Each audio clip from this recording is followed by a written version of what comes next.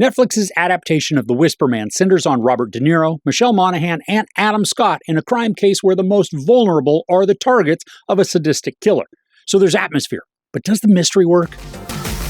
When his 8-year-old son is abducted, a widowed crime writer looks to his estranged father, a retired police detective, for help, only to discover a connection with the decades-old case of the convicted serial killer known as the Whisper Man. Right from the opening scene, it's obvious that this is going to be gritty and bleak. Michelle Monaghan is a cop searching for a missing kid who was abducted under circumstances that mimic the MO of a ruthless serial killer.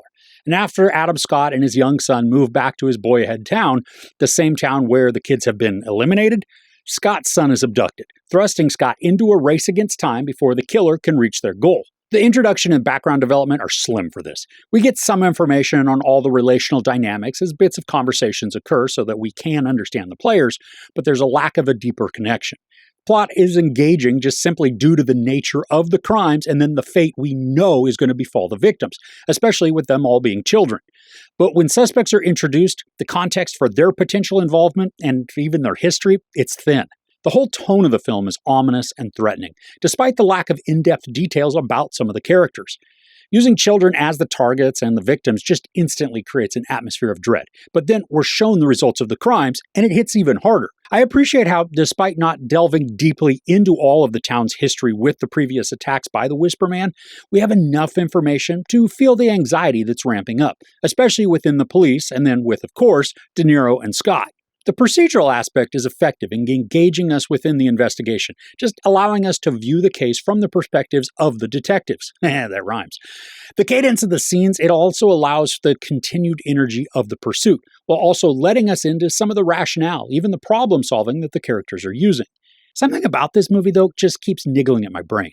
I keep going back in my mind to something lacking within the writing. The whole pacing of the film is sort of strange. The story moves along at a pretty quick clip, always with the race against this unknown clock. And as a result, we experience thrills and suspense. But for a story that's just short of 2 hours, most actions, dialogue, and character details, they feel rushed.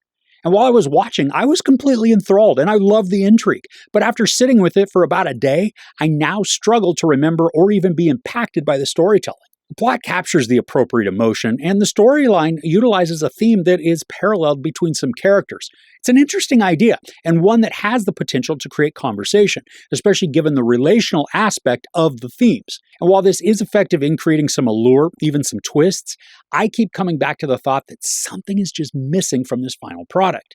And it's not the acting. I mean, not only do the 3 leads share some really good dynamics, but a few of the supporting characters work to add a level of unease and strangeness that's effective in causing doubt and suspicion.